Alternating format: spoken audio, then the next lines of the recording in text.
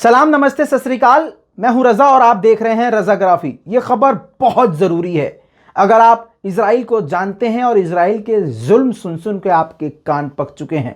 दोस्तों, बाइडेन के आते ही नेतन्याहू का इतना बुरा हाल हो गया है जो आप सोच नहीं सकते। जी हां दोस्तों, नेतन्याहू का हाल तो बुरा हुआ ही है, लेकिन उसके साथ साथ कई अरब देशों का भी बहुत बुरा हाल हो गया है। उनकी रातों की नींद उड़ी हुई है, क्योंकि पहले स्पीच में ही बाइडेन ने साफ कर दिया है कि कौन उसका है, कौन पराया है, यानी कौन अमेरिका का है।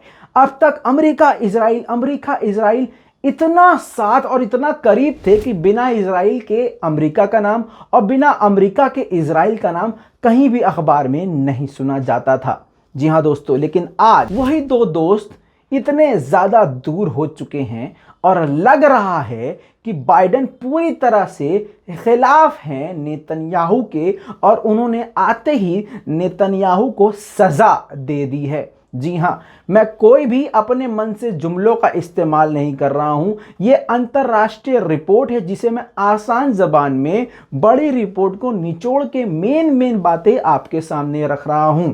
दोस्तों, हालात इस वक्त इतना ज्यादा नेतन्याहू के खराब हो चुके हैं, जिसका अनुमान आप ऐसे ही लगा लीजिए कि ट्रंप जब सरकार में आए थे, सत्ता में आए थे, तो 3-4 दिन के अंदर ही ट्रंप ने नेतन्याहू को फोन मिला दिया था और खूब बातें करी थी और हर हफ्ते बात किया करते थे।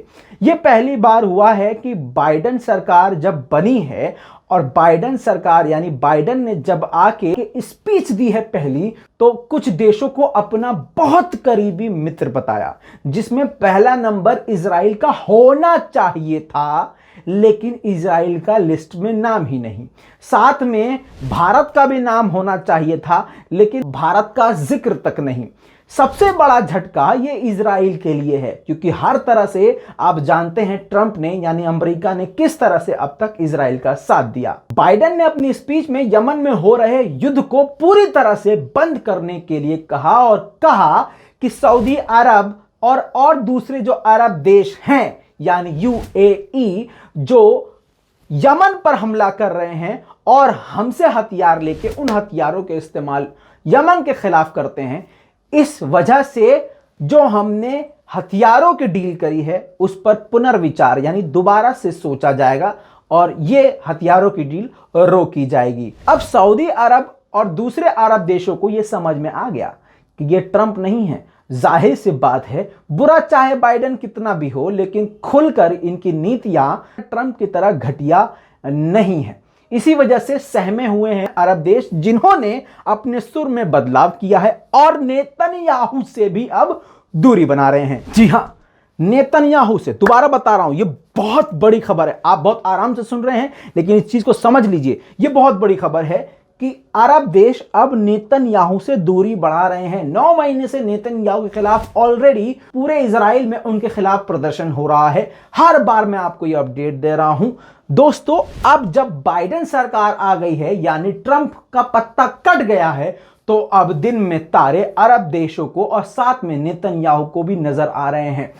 नेतन्याहू की सत्ता पलट हो चुकी है, यानी भंग हो चुकी है सत्ता, संसद भंग हो चुकी है और कुछ ही महीनों में दोबारा चुनाव होने वाले हैं। इस चुनाव के पहले पहले उनको अरब देशों की यात्रा करनी थी, जिन अरब देशों ने अब नेतन्याहू को यानी इजराइल को अपने देश में घुसने नहीं दिया है अभी तक, जो कि बहुत बड़ा झटका नेतन्याहू को है। आप सोच भी नहीं सकते, 4 राजधानियां अरब की ऐसी हैं जिसमें लगातार कोशिश कर रहे हैं नेतन्याहू कि मैं वहां पहुंच जाऊं चुनाव से पहले, ताकि मुझे चुनावी फायदा हो। लेकिन उन राजधानियों ने अपने राजधानी में, अपने अरब मुल्क में कदम रखने की अनुमति नहीं दी है। इन 4 अरब राजधानियों का नाम है काहिरा, अबू धाबी, रबात और मनमा।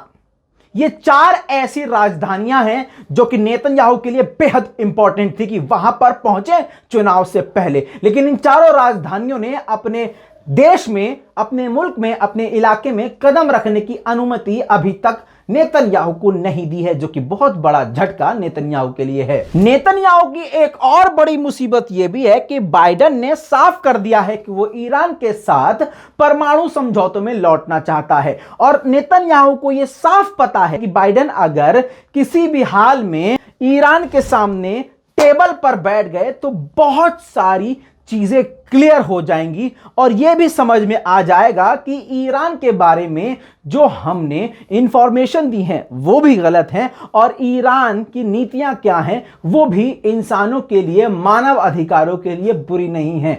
असलियत इजराइल के सामने आ जाएगी। इसी वजह से पता है आपको, नेतन्याहू बाइडेन अधिकारियों को यह जानकारी दे रहे हैं कि ईरान ने अपनी ताकत इतनी बढ़ा ली है कि अब उसकी missile Yemen, Syria, Afghanistan, Bahrain कहीं से भी फायर हो सकती हैं। यानी डर बिठा रहे हैं बाइडेन सरकार को, लेकिन बाइडेन सरकार ने क्लियर कर दिया है, और अभी तक नेतन्याहू से बाइडेन ने बात ही नहीं करी है। इसलिए खुद इजराइल की मीडिया ये चीख चीख के कह रही है कि इजराइल के प्रधानमंत्री नेतन्याहू को ये एक बहुत बड़ी सजा बाइडेन सरकार, यानी अब की जो सरकार अमेरिका की बनी है, उसकी तरफ से है। और यह सारी सजा सिर्फ इसलिए है क्योंकि नेतन्याहू ने आंख बंद करके ट्रंप का साथ दिया था। दोस्तों, इसी रिपोर्ट में आपको एक और बड़ी जानकारी दे रहा हूं। यकीन जानिएगा, इस वीडियो रिपोर्ट को मैं 3 टुकड़ों में बना सकता था और बहुत सारे व्यूज पा सकता था, लेकिन मैं जानता हूं कि मेरे 7 लाख जो फैमिली है, जो मुझ पर भरोसा करती है, उसका वक्त बहुत इंपॉर्टेंट है। तो अगर आपने ये वीडियो देखना शुरू किया है तो जान लीजिए कि इसमें एक नहीं, काफी ज्यादा खबरें दे रहा हूं। एक और बोनस खबर आप हमेशा की तरह सुन लीजिए आसान जबान में। इमारात के साथ अभी कुछ वक्त पहले इजराइल के समझौते हुए थे, जी हां, जो कि अब बहुत ज्यादा मुश्किल में है। इजराइल की सरकार ने अब यह भी जता दिया है कि अभी F-35 विमान जो इजराइल इमारात को, यूएई को देना चाहता था, डील करना चाहता था उनके साथ, वो अब बहुत मुश्किल हो जाएगा, क्योंकि उन सभी डील्स पे असर पड़ेगा जो अरब से इजराइल ने किया, क्योंकि अब बाइडेन सरकार सत्ता में है और वो ट्रंप की सभी नीतियों से एग्री नहीं करते, खासकर ऐसी नीतियों से जो हथियारों के मामले में हो या जंग के मामले में हो। इसीलिए कहा जा रहा है कि अरब भी अब शांत बैठे हुए हैं, कांप रहे हैं कि बाइडेन अब क्या करने वाले हैं, और इसी वजह से अब इजराइल भी हाथ पैर मार रहा है, लेकिन उसके हाथ कुछ नहीं लग रहा है। सऊदी अरब ने और दूसरे अरब देशों ने अपना पल्ला झाड़ लिया है नेतन्याहू से। दोस्तों, इस पूरे रिपोर्ट के बारे में आपका क्या कहना है, नीचे कमेंट में लिखना मत भूलिएगा। लाल बटन को दबा के चैनल को सब्सक्राइब भैया जरूर कर लीजिएगा, ताकि दुनिया की बड़ी बड़ी खबरें कम से कम वक्त में आसान जबान में आपको रोज मिलती रहे। मैं हूं रजा, आप देख रहे थे रजाग्राफी। जय हिंद।